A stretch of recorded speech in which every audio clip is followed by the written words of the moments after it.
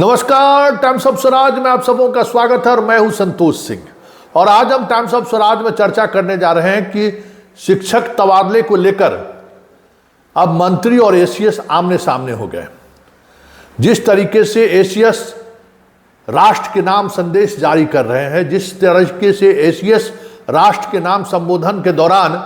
ऐसे नीतिगत निर्णय पर प्रतिक्रिया जाहिर कर दे रहे हैं जो प्रतिक्रिया उनके क्षेत्राधिकार से बाहर है,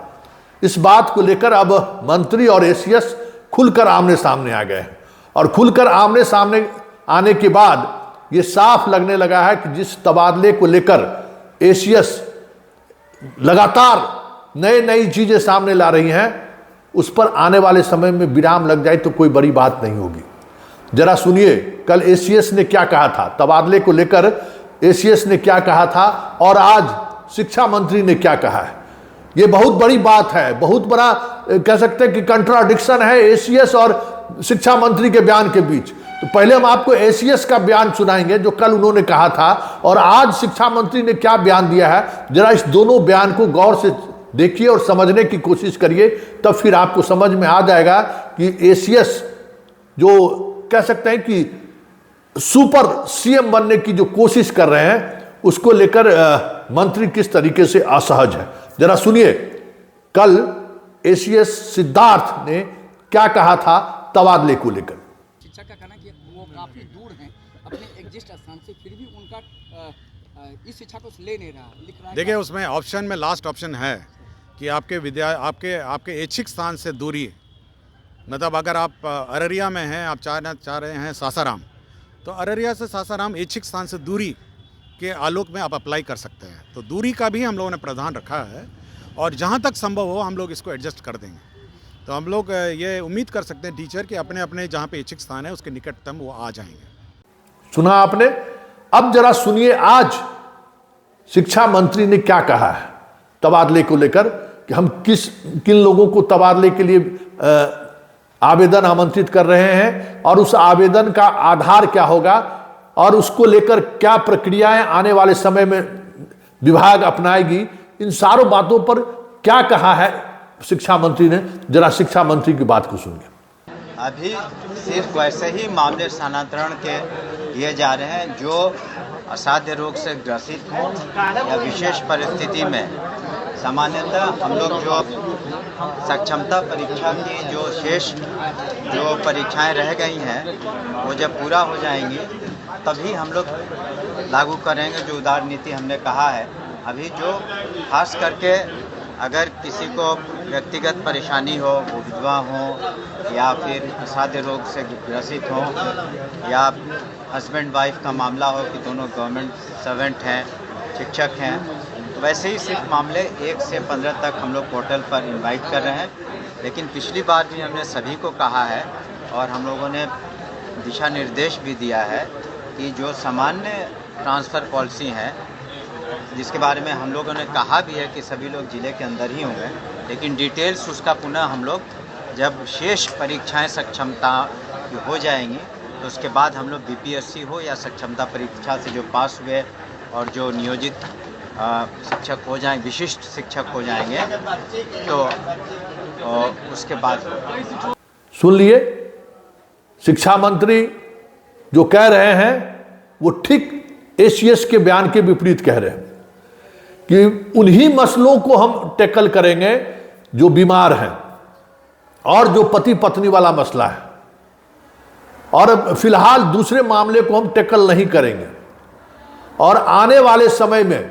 बीपीएससी हो चाहे सक्षमता से विशेष शिक्षक बने हैं, उन तमाम लोगों के तबादले नीति क्या होगी, कैसे उनको तबादला किया जाएगा, इसको लेकर एक जल्द ही हम कानून लेकर आएंगे। लेकिन सारे परीक्षाएं खत्म होने के बाद, गौर से आपने सुना होगा कि उसके बाद बीपीएससी वाले को भी तबादला का लाभ मिलेगा। और ये जो तबादला है वो तबादला ऐसे लोगों के लिए है जो सख्त बीमार हैं या फिर पति पत्नी दोनों सरकारी नौकरी में है। मतलब साफ है, जो एसीएस कह रहे हैं कि हम जो अररिया में है, किशनगंज में है, सासाराम का रहने वाला है, ऐसे लोगों को हम मौका देंगे, उन लोगों को हम उनका ट्रांसफ़र उनका करेंगे। ये कहना एसीएस का ये कहना और मंत्री का बयान, दोनों में बड़ा फर्क है। आखिर इस फर्क की वजह क्या है? आखिर मंत्री और एसीएस तबादले नीति को लेकर क्या डिफरेंट मत रखते हैं? इसको लेकर विभाग के कई अधिकारियों से हमारी आज बात हुई और शिक्षा विभाग पर खास नजर रखने वाले कुछ राजनीतिक दल के नेता भी हैं, उनसे भी मेरी बात हुई है। और उस बातचीत का लब्बो लबाब यही है कि पिछले तबादला नीति को लेकर ही, जिसको सीएम ने रद्द कर दिया, उस तबादला नीति में अनुमंडल का जो ऑप्शन था वो ऑप्शन एसीएस द्वारा जोड़ा गया था, जिसको लेकर मंत्री सख्त नाराज थे कि ये अनुमंडल जोड़ने का कोई मतलब ही नहीं है। जब बात हो गई थी, डिस्कशन हो गया था कि जिला कैडर होगा और जिला कैडर के अनुसार जैसे के पाठक करके गए थे अपना, उस अनुसार जो है सो हम पोस्टिंग करेंगे, जहां काउंसलिंग हुआ है वहां पोस्टिंग होगी। हाँ, जिनका अपना जिला नहीं मिला है वो के पाठक के नियमावली के तहत, उनको अपना जिला मिल जाए, ये हम सुनिश्चित कर देंगे। उसके बाद जो प्रोसेस है रैंडमाइजेशन के तहत हम पोस्टिंग कर देंगे। इस नियम में बाद में उन्होंने मीडिया में बयान दिया कि 10 गो अनुमंडल, देखिए कहीं नियमावली में लिखा हुआ नहीं है, गौर करिएगा, नियमावली में ये बातें नहीं लिखी हुई है जो, और नियमावली मतलब संकल्प, देखिए संकल्प में कहीं नहीं लिखा हुआ था कि भाई आपको 10 गो अनुमंडल चॉइस देना है, आपको कैसे पोस्टिंग होगा, पति पत्नी का अनुमंडल आपको नहीं मिलेगा, आप जो है सो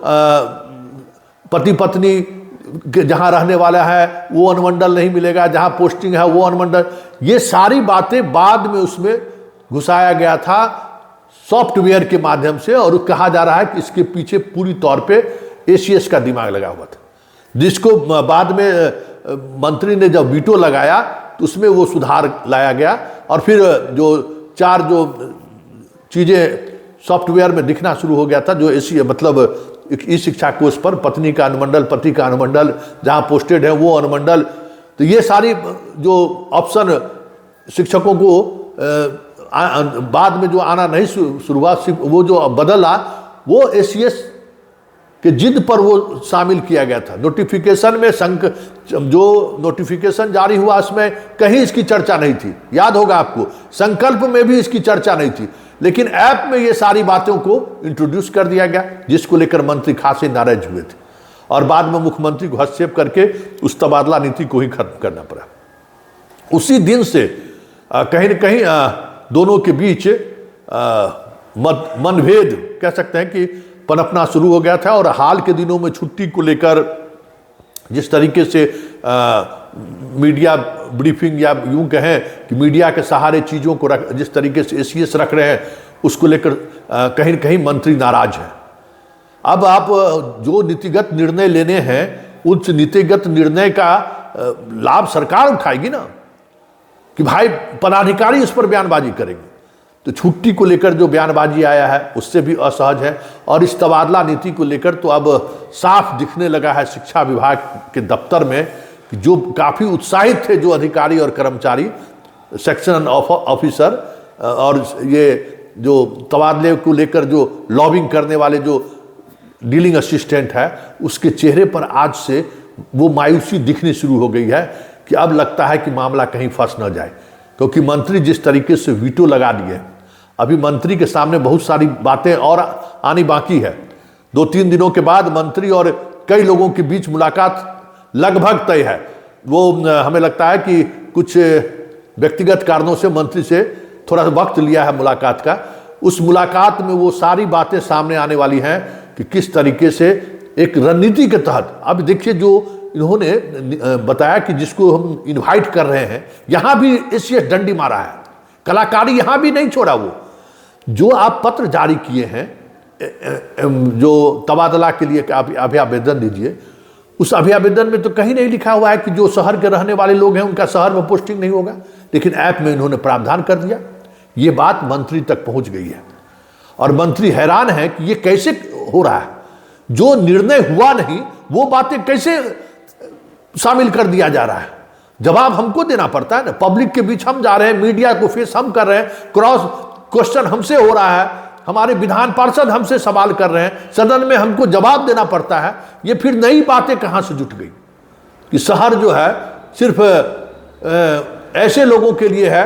जो खास हैं। हम बार बार यही सवाल कर रहे थे कि भाई देखिए, शहर, अब हम पटना शहर मेरा घर है, हमारी पोस्टिंग नहीं होगी। पति पत्नी भी क्यों ना हो, हमारी पोस्टिंग नहीं होगी। तो मतलब सचिवालय में जो पटना से बाहर रहने वाले लोग हैं उन्हीं का होगा। जो पटना का रहने वाला है, अस्थायी निवासी है, उसकी पोस्टिंग नहीं होगी। जब ये बात मंत्री तक पहुंचा है तो आग बबूला है, ये नई बातें कहाँ से आ गई हैं। तो वो ये तमाम नई बातें जो ऐप के माध्यम से जो चीज़ें आई हैं, उस बात को लेकर मंत्री किसी भी समय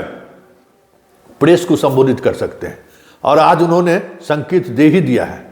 कि ये चीज़ें नहीं चलेंगी। हम सिर्फ कुछ लोगों को जो बीमार हैं, कुछ लोग जो पति पत्नी हैं, बस उन्हीं का तबादला की हम स्वीकृति देने जा रहे हैं। मास तबादला, चाहे वजह और जो भी हो, वो तबादला, सारी प्रक्रियाएं, सक्षमता की सारी प्रक्रियाएं पूरी हो जाएंगी और बीपीएससी वाले सब लोगों को एक साथ करेंगे और एक नियमावली के तहत करेंगे। मतलब साफ है कि ये जो तबादला का जो एक स्वांग रचा जा रहा है ना,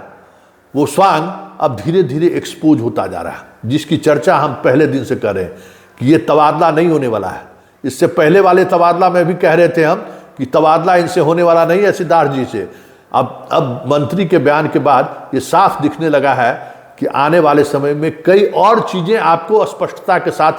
तबादले के मुद्दे पर दिखने लगे तो कोई बड़ी बात नहीं होगी, क्योंकि ये तय हो गया है कि एसीएस के